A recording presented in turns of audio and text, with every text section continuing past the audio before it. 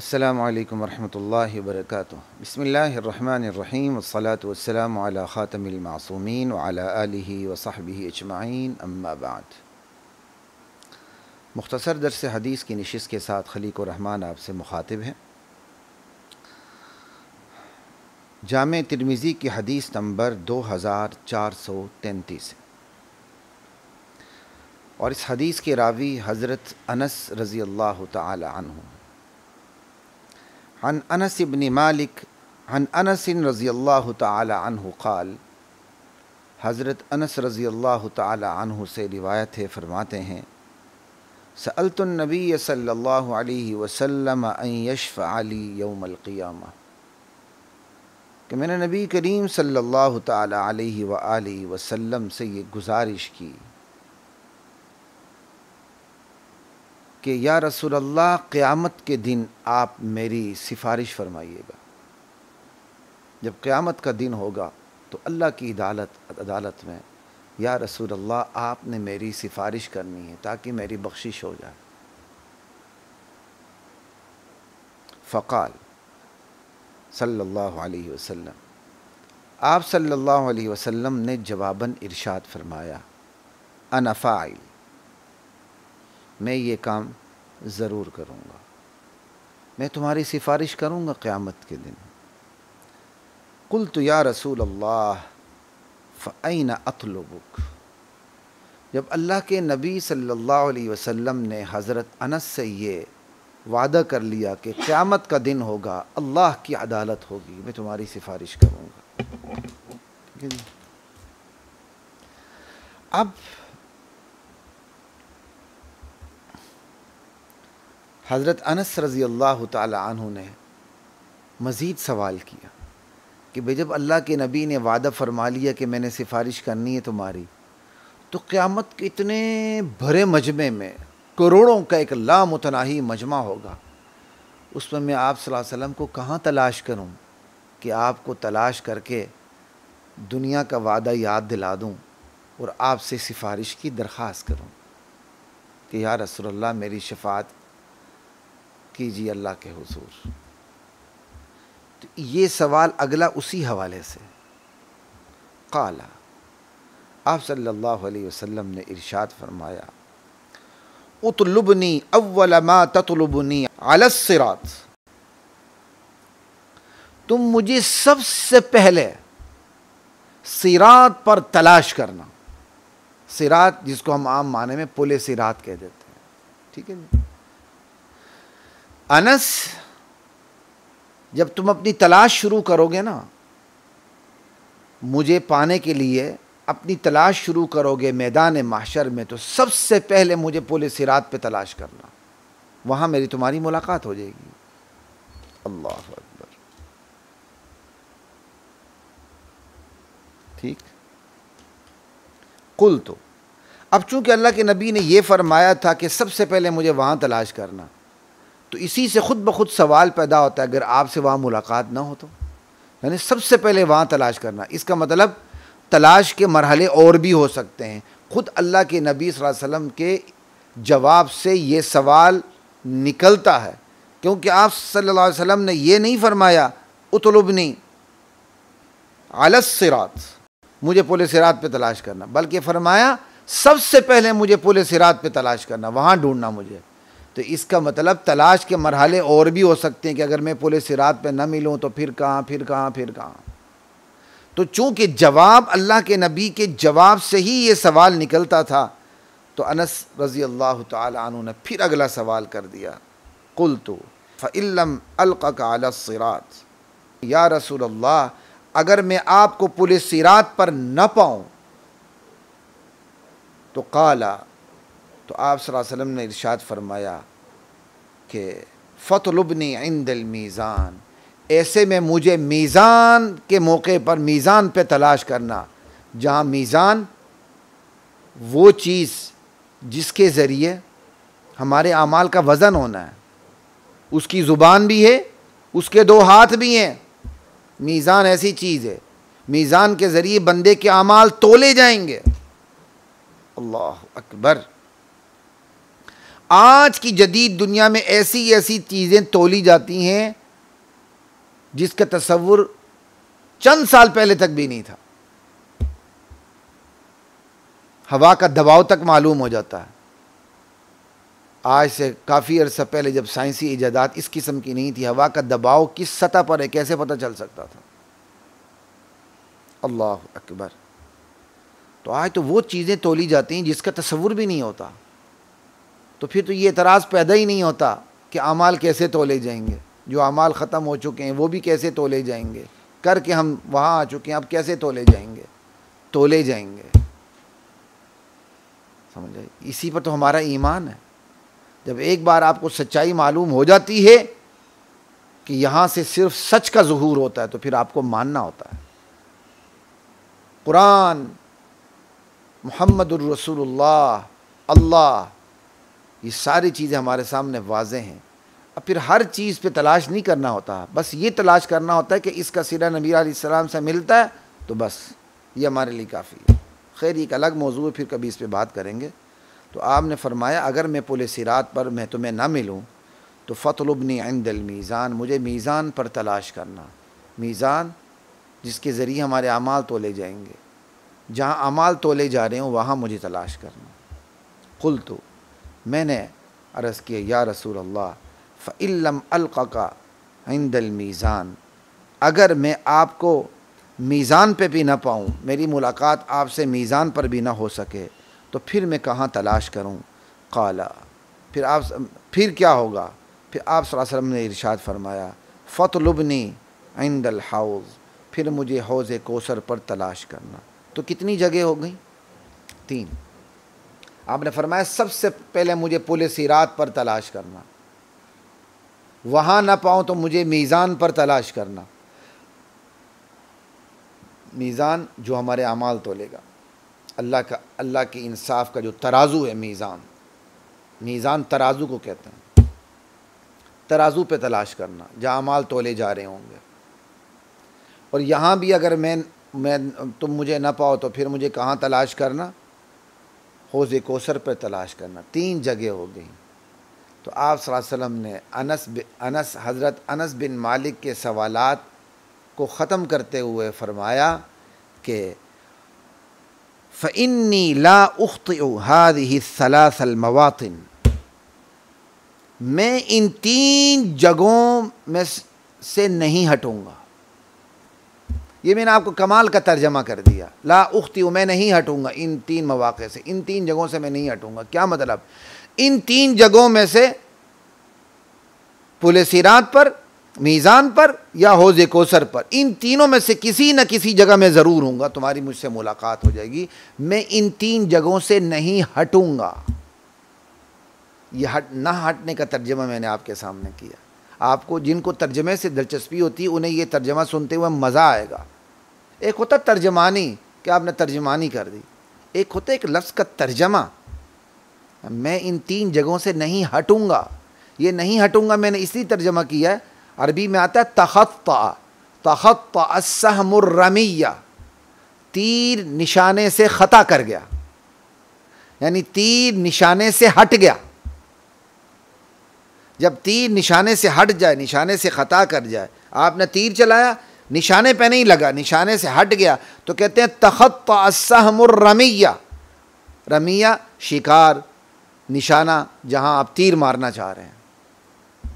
तो तीर निशाने से हट गया। तो यहाँ मैं वही तर्जुमा कर रहा हूँ, ला उख़्तिउ, मैं नहीं हटूँगा।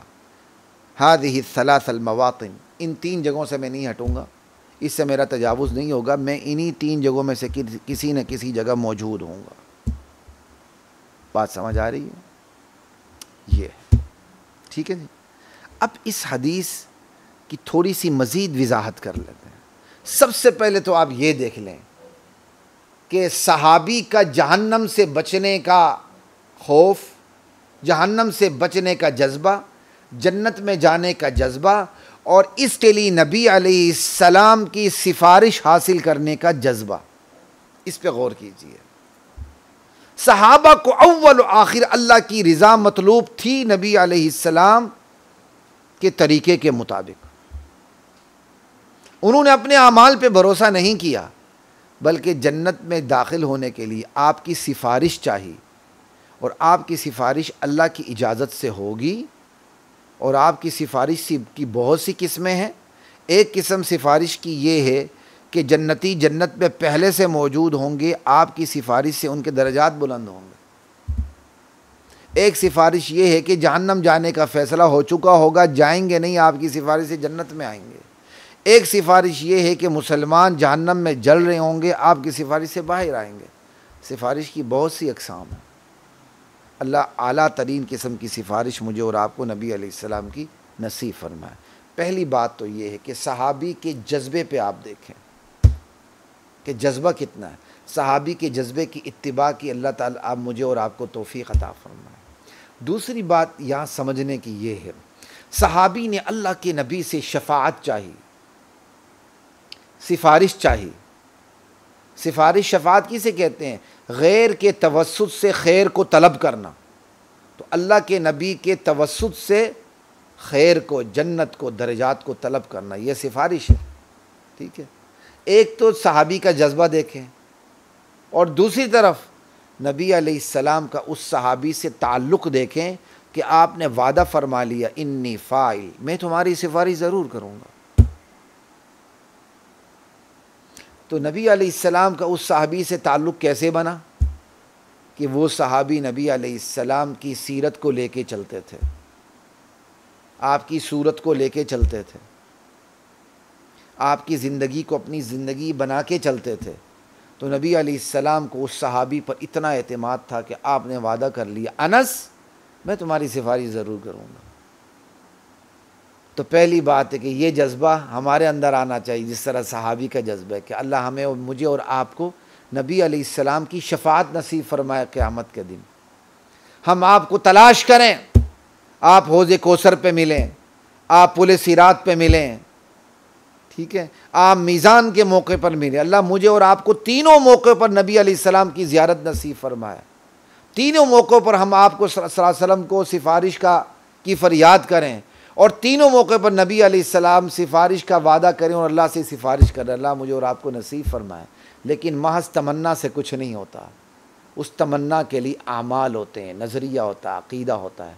तो सहाबी ने जिस तरह नबी अलैहिस्सलाम की ज़िंदगी को अपनी ज़िंदगी बनाया, आपके दिए हुए नज़रिए को अपनी ज़िंदगी नज़रिया बनाया, आपके दिए हुए आमाल को अपने आमाल बनाए, इसी तरह मुझे और आपको भी नहीं नबी अलैहिस्सलाम का दिया हुआ ईमान, अक़ीदा, नज़रिया अपनाने की, आमाल पे उतरने की अल्लाह तौफीक अता फरमाए। और फिर साथ ये तमन्ना रखें, महज हदीस को सुन के चस्के न लें, बल्कि हदीस को सुन के सही उसका जो क्रक्स है, उस निचोड़ को लेके उस पर अमल करें।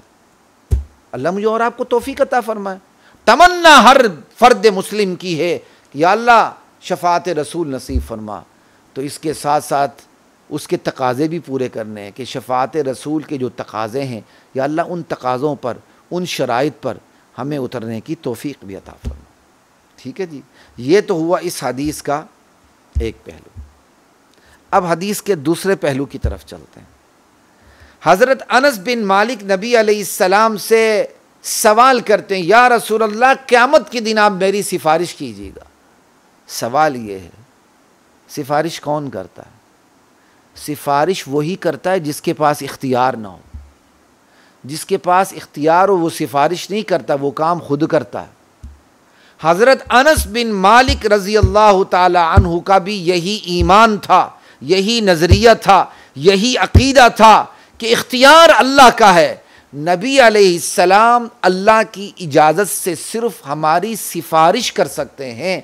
उस सिफारिश को कबूल करना या कबूल न करना, ये सिर्फ एक अल्लाह का काम है। अल्लाह चाहे तो कबूल करे, अल्लाह चाहे तो कबूल न करे। ला युसअलु अम्मा यफ़अल, अल्लाह जो करे उसे कोई सवाल नहीं हो सकता। वहुम युसअलून, सवाल तो मखलूक से होता है। तो हज़रत अनस बिन मालिक का भी यही ईमान, यही अक़ीदा, यही नज़रिया था कि नबी अलैहिस्सलाम मुख्तार नहीं है, न मुख्तार कुल है, न मुख्तार जुज़ है। इख्तियार सिर्फ अल्लाह का है। अला लहुल खल्क़ वल अम्र, खलकत अल्लाह की, उस खलकत पर इख्तियार भी सिर्फ अल्लाह का। क्योंकि आपने ये नहीं कहा या रसूल अल्लाह मुझे सीधे जन्नत पहुंचा दें, आपका एक ऑर्डर काफ़ी है, कुन फयकून, मैं सीधे जन्नत पहुंच जाऊंगा। नहीं, कहा या रसूल अल्लाह, अल्लाह के दरबार में क़यामत के दिन मेरी सिफारिश कर दीजिएगा। सिफारिश करने वाला बेइख्तियार होता है, जो जिसके पास इख्तियार होता है वो सिफारिश नहीं करता, वो काम कर गुजरता है। अब अगर मैं जिस इदारे में मुलाजिम हूँ तो उस इदारे के इख्तियारात मेरे पास नहीं है हायर फायर के, मैंने जाके सिफारिश करनी है किसी की। अब जिस हस्ती को सिफारिश करनी, जिसके पास हाकिमियत है, वो उसकी मर्ज़ी मेरी सिफारिश कबूल करे या ना करे। तो दुनिया के मामलात में ये बात समझ आती है, दीन के मामलात में बात समझ क्यों नहीं आती? सॉवरेंटी अल्लाह के पास है, सॉवरन पावर अल्लाह है, हाकिमियत मुतलका सिर्फ अल्लाह के पास है, हाकिम मुतलक सिर्फ अल्लाह है। अल्लाह की अदालत में अल्लाह के हुजूर अंबिया हत्ता के इमामुल अंबिया भी सिर्फ गुजारिश कर सकते हैं, सिर्फ अर्ज़ मारूज कर सकते हैं, सिर्फ रिक्वेस्ट कर सकते हैं, सिर्फ दरख्वास्त कर सकते हैं, सिर्फ फरियाद कर सकते हैं। और फरियाद को कबूल करने वाला, दरख्वास्त को कबूल करने वाला अल्लाह है। अल्लाह चाहे तो कबूल करे, अल्लाह चाहे तो कबूल ना करे। हाँ, अलबत्ता अंबिया का ये मकाम है कि अल्लाह ताला उनकी बात को इंशाअल्लाह सुनेगा। लेकिन जहाँ जैसे एक हदीस में आता है, नबी अलैहिस्सलाम बाज़ लोगों को अपना समझ के सिफारिश करेंगे कि या अल्लाह ये तो मेरे उम्मती हैं। अल्लाह कहेंगे ना, ये आपके बाद तब्दील हो गए थे। तो अल्लाह के रसूल के अल्लाह वहाँ नहीं सुनेंगे, बल्कि बता देंगे ये आपकी उम्मती नहीं है, ये आपकी उम्मती हैं लेकिन गलत लोग हैं। तो अल्लाह के नबी उनके लिए बद्दुआ करेंगे। अगर अल्लाह के नबी के पास इख्तियार होता तो बख्शवा लेते, तो अल्लाह ताला फ़ौरन रोक देंगे, नहीं मेरे नबी ना। इस हदीस में इंशाअल्लाह हम आइंदा निशिस्त पे बात करेंगे अल्लाह ताला ने चाहा। तो यहाँ एक नुक्ता यही बताना, सिफारिश वही करता है जिसके पास इख्तियार नहीं होता। जिसके पास उस काम का इख्तियार होता है, जिसकी वो सिफारिश कर रहा होता है, वो काम खुद कर गुजरता है अगर उसके पास इख्तियार ना हो। इख्तियार नहीं होता तो वो किसी से सिफारिश करता है। एक अफसर दूसरे अफसर से सिफारिश कर रहा होता है कि यार मैं जिस सीट पर हूँ मैं ये काम नहीं कर सकता, मेरे दोस्त तुम उस सीट पर हो, मेरे ये करीबी साथी तुम इनका ये काम कर दो। समझ आई? तो अनस का भी अकीदा यही था कि अल्लाह के रसूल के पास इख्तियार नहीं, इख्तियार सिर्फ अल्लाह के पास है। अल्लाह के नबी अल्लाह के इज़न से सिर्फ सिफारिश कर सकते हैं। मंज़िल्लज़ी यशफ़उ इंदहु इल्ला बिइज़्निही। तो अल्लाह के नबी ने सिफारिश करने का वादा कर लिया। तो इसका मतलब जो हज़रत अनस का ये अक़ीदा था कि सिफारिश कर सकते हैं, इख्तियार तो अल्लाह के पास है, हज़रत हुज़ूर सल्लल्लाहु अलैहि वसल्लम ने सिफारिश का वादा करके हज़रत अनस बिन मालिक के इस ईमान की, इस अक़ीदे की, इस नज़रिए की तौसीक़ कर दी कि अनस वाकई सिर्फ मैं सिफारिश कर सकता हूँ, इख्तियार मेरे पास नहीं है। एक तो ये बात समझ लें, खुसूसन आज के इस पुरफितन माहौल में जहाँ लोगों ने अपने बुज़ुर्गों को, अपने पीरों को, अपने मुर्शिदों को खुदाई इख्तियारात से नवाजा हुआ है कि वो बात कर दें अल्लाह टाल ही नहीं सकता। इन्ना लिल्लाहि व इन्ना इलैहि राजिऊन। यही तो मुशरिकीन मक्का का अक़ीदा था। हा उलाई शुफ़ाउना इंदल्लाह, ये जो हमारे बुज़ुर्ग हैं ये अल्लाह के हमारे सिफारिशी हैं। अल्लाह के यहाँ अल्लाह को ये इतने प्यारे हैं, जब ये सिफारिश करते हैं ना अल्लाह टालता ही नहीं, टाल ही नहीं सकता। अल्लाह प्यार के हाथों मजबूर होता है। और अल्लाह ताला ने इसको शिरक करार दिया कि मैं किसी के प्यार से, रौब दबदबे से मजबूर नहीं होता। एक तो ये समझ लें। अगली बात, हज़रत अनस कहते हैं कि या रसूल अल्लाह, मैं आपको कहाँ तलाश करूँ क़यामत के दिन? ठीक है, तो आप सल्लल्लाहु अलैहि वसल्लम तीन बातें करते हैं। सबसे पहले मुझे पुल सिरात पर तलाश करना, वहाँ न मिलो तो मुझे मीज़ान पर तलाश करना, जहाँ तराजू होगा अमाल तोले जा रहे होंगे वहाँ भी ना मिलो तो मुझे हौज़े कौसर पर तलाश करना। इन तीनों में से किसी न किसी मौके पर मैं ज़रूर होऊंगा। अगर अल्लाह के नबी आलिमुल गैब होते तो जवाब ये देते, अनस मैंने तुमसे वादा कर लिया है, मैदान माशर होगा, मुझे ख़ुद पता होगा मैदान माशर के किस कोने में तुम हो, मैं ख़ुद तुम्हें बुला लूँगा।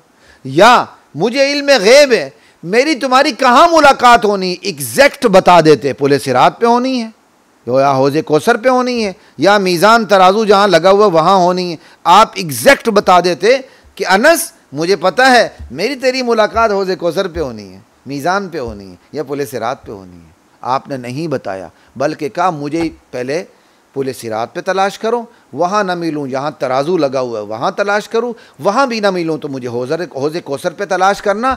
इन 3 मौके के अलावा मैं कहीं भी नहीं हूँगा, इन्हीं 3 जगहों में से किसी जगह पर मैं मौजूद हूँगा।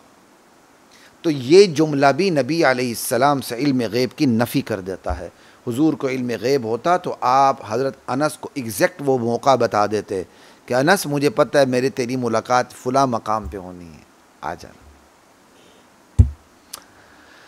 या अल्लाह, हाय काश भाई अकीदा सिर्फ कुरान में बयान नहीं हुआ, अकीदे के बारे में हसासियत हो ना तो आपको हदीस के एक एक लफ्ज़ से एक एक जुमले से भी ये अकीदे मिलेंगे इंशाअल्लाह। तो बस मुख्तसर हदीस की मुख्तसर नशिस्त में इतनी ही बात काफ़ी है। अल्लाह की ज़ात हमें नबी अलैहिस्सलाम की ज़िंदगी को अपनी ज़िंदगी बनाने की तौफ़ीक़ अता फ़रमाए। ख़वातीन व हज़रात, अब इस हदीस के हवाले से आखिरी बात और इंतहाई काबिल ज़िक्र बात वो ये कि आप रावी हदीस हज़रत अनस बिन मालिक रज़ी अल्लाह ताला अन्हु को देख लें कि वो नबी अलैहिस्सलाम से सिफ़ारिश की फ़रियाद करते हैं कि या रसूलल्लाह क़यामत के दिन आपने मेरी सिफ़ारिश करनी है। ठीक, ये कितनी खुली हुई बात है और कितना खुला हुआ टेक्स्ट है। एक आम अरबी दान बंदा भी इस हदीस को पढ़ ले या अरबी से किसी अपनी ज़ुबान में तर्जमा पढ़ ले तो आसानी से बात समझ आती है कि हज़रत अनस बिन मालिक रज़ी अल्लाह ताला अन्हु भी ज़िंदा हैं, हयात हैं, नबी करीम सल्लल्लाहु अलैहि वसल्लम भी ज़िंदा है, दुनिया की हयात के साथ हैं। अब 2 ज़िंदे आपस में बात कर रहे हैं, एक ज़िंदा सवाली है और दूसरा ज़िंदा जो नबी अलैहिस्सलाम उनसे सवाल हो रहा है, उनसे फ़रियाद हो रही है, उनसे दरख्वास्त हो रही है कि या रसूलल्लाह आप क़यामत के दिन मेरी सिफ़ारिश कर दीजिएगा। कितनी खुली हुई हदीस है। ठीक, अब इस पे जो मैं बात करने लगा हूँ, क्या कोई ऐसी खुली हुई हदीस जिस तरह ये है मौजूद है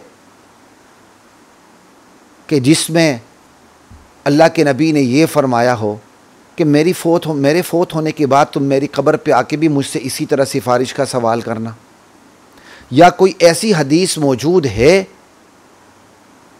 सहाबा का कोई असर मौजूद है कि किसी सहाबी ने नबी अलैहिस्सलाम की वफ़ात के बाद नबी अलैहिस्सलाम के रोज़े रसूल पर नबी अलैहिस्सलाम की कब्र मुबारक पर हाज़िरी दे के आपसे सिफ़ारिश की दरख्वास्त की हो कि या रसूलल्लाह क़यामत के दिन आप मेरी शफ़ाअत कर दीजिए? कहीं नहीं मिलेगी आपको। ये शफ़ाअत का वाक़या नबी अलैहिस्सलाम की ज़िंदगी का है और कितना खुला हुआ वाक़या है कि नबी अलैहिस्सलाम की ज़िंदगी में आपकी सिफ़ारिश का सवाल कर रहे हैं एक सहाबी और आप वादा कर रहे हैं, लेकिन आपको कोई एक हदीस ऐसी खुली हुई नहीं मिलेगी या इजमाली हदीस भी नहीं मिलेगी जिसमें ये बात निचोड़ निकले कि सहाबी नबी अलैहिस्सलाम की वफ़ात के बाद नबी अलैहिस्सलाम की कब्र मुबारक पर आके भी कोई सहाबी, कोई उम्मती नबी अलैहिस्सलाम से सिफ़ारिश की दरख्वास्त कर सकता है कि या रसूलल्लाह क़यामत के दिन आपने मेरी सिफ़ारिश करनी है। कोई ऐसी तरगीब, कोई ऐसी तालीम नहीं मिलती और नहीं किसी सहाबी का ये कोई अमल मिलता है कि नबी अलैहिस्सलाम की वफ़ात के बाद वो आपकी कब्र मुबारक पर हाजिर हुए हों और आपसे सिफ़ारिश की दरख्वास्त की हो कि या रसूलल्लाह क़यामत के दिन आपने मेरी सिफ़ारिश करनी। एक भी नहीं मिलती। खैरुल कुरून में आपको ये बात नहीं मिलती। कितनी खुली हुई बात है। तो खुदा के लिए इस मरहूम उम्मत पर जुल्म न करें अहले इल्म कि नबी अलैहिस्सलाम की कब्र पे हाजिर हो के आप आज भी नबी अलैहिस्सलाम की सिफारिश की दरख्वास्त कर सकते हैं। आप सहाबे से ज़्यादा अक्लमंद आए हैं, आपके पास सहाबा से ज़्यादा फिरासत और विज़डम है। खुदा का खौफ करें। कोई एक हदीस मौजूद नहीं, किसी सहाबी का एक असर, एक अमल मौजूद नहीं, खैरुल कुरून से एक दलील आपके पास मौजूद नहीं जिससे यह पता चलता हो कि नबी अलैहिस्सलाम की वफ़ात के बाद आपकी कब्र पे जाके आपसे सिफारिश की दरख्वास्त करनी चाहिए या किसी सहाबी ने की हो। कुछ भी नहीं मिलता सिवाय ये कि सूरत निसा की आयत नंबर 60 से 63-64 तक चले जाएं तो वो एक वाक़या है कि मुनाफिक और यहूदी का झगड़ा हो गया और नबी अलैहिस्सलाम की अदालत में हाजिर हुए और आप सल्लल्लाहु अलैहि वसल्लम ने मुनाफिक और यहूदी, मुनाफिक किसे कहते हैं? जो अपने आप को मुसलमान के अंदर से पूरा काफिर हो। मदीने में ऐसे मुनाफिक भी थे, ठीक है, तो आपने यहूदी के हक़ में फ़ैसला कर दिया और मुनाफिक इस फ़ैसले से राज़ी नहीं हुआ। ये पूरा एक वाक़या है। अलम तरा इलल्लज़ीना यज़उमून अन्नहुम आमनू बिमा उन्ज़िला इलैक वमा उन्ज़िला मिन क़ब्लिक। फिर ये आयात तसलसल के साथ आगे जाती हैं, वलौ अन्नहुम इज़्ज़लमू अनफुसहुम जाऊक। ये इन तमाम आयात का ताल्लुक़ खुदा की हाकमियत, सॉवरेंटी से है कि जो बंदे मोमिन हो उसको तागूत की अदालतों में जाने का कोई इख्तियार, कोई जवाज़ उसके पास मौजूद नहीं, अल्लाह और उसके रसूल की अदालत के होते हुए। मुनाफिक अल्लाह के रसूल की अदालत क्या कहते हैं जाना ही नहीं चाहता था, वो तागूत की अदालत में जाना चाहता था। उस पर तनकीद हुई और फिर ये कहा, जब मुनाफिकीन के गिरोह में से ये गलती हो चुकी है कि एक मुनाफिक तागूत की अदालत में अपना फ़ैसला दायर करना चाहता है और मुनाफिकीन उसके साथ खड़े हैं, तो अपने इस जुर्म से तौबा ताइब करके उनको नबी अलैहिस्सलाम की बारगाह में आना चाहिए था और फिर अल्लाह से अपने गुनाहों की माफ़ी मांगनी चाहिए थी। फिर अल्लाह के नबी भी अल्लाह से उनके गुनाहों की बख्शिश तलब करते, या अल्लाह मेरे इन उम्मतियों से गलती हुई तो इनको माफ़ कर दे। उन्होंने ऐसा भी नहीं किया। अब ये कितना खुला हुआ वाक़या और ज़िंदगी का वाक़या है।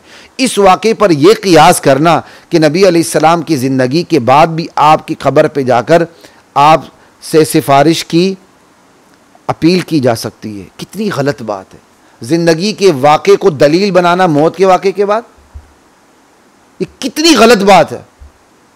क्या यह दलील बन सकती? नहीं, मुस्तदल बन सकता। ये जिंदगी के एक जुज़वी वाक़या है कि वो तागूत की अदालत में जाके अपना फैसला करवाना चाहते थे। कहा तुम्हें इस जुर्म की पादाश में तौबा ताइब होके इस जुर्म से तौबा ताइब होके तुम्हें नबी की अदालत में आना चाहिए था। तुम्हें अल्लाह से बख्शिश तलब करते, रसूल तुम्हारे लिए बख्शिश तलब करते। एक जुज़वी वाक़या। इस पर यह क़ियास करना कि नबी अलैहिस्सलाम की वफ़ात के बाद भी उम्मती जाके नबी अलैहिस्सलाम से मग़फ़िरत की सिफारिश की, क्या कहते हैं, फ़रियाद करें, खुदा का खौफ करें। 1400 साल बाद कोई अजमी आलिम उठ के अगर ये बात कर दे तो हम उसकी बात मानने के लिए तैयार नहीं है। कुरान की आयत से कहीं से भी ये मुतरश्शे नहीं होता, अपनी तरफ से किसी चीज़ को मुस्तदल ना बनाए। साफ हदीस है। ये हदीस भी अनस बिन मालिक ज़िंदगी में, हुजूर की ज़िंदगी में, अपनी ज़िंदगी में हुजूर से सिफारिश की, फ़रियाद कर रहे हैं, हुजूर वादा भी कर रहे हैं, लेकिन कोई ऐसी हदीस नहीं मिलती कि सहाबी ने नबी अलैहिस्सलाम की वफ़ात के बाद नबी अलैहिस्सलाम की क़ब्र पे जाके नबी अलैहिस्सलाम से फ़रियाद की हो, या नबी अलैहिस्सलाम की तालीम तरगीब हो कि मेरी फ़ौतगी के बाद भी मेरी क़ब्र पे आना और मुझसे सिफारिश की फ़रियाद करना। हाय काश हमें ईमान समझ में आ जाए, हमें नज़रिया समझ में आ जाए। अस्सलामु अलैकुम वरहमतुल्लाहि वबरकातुहू।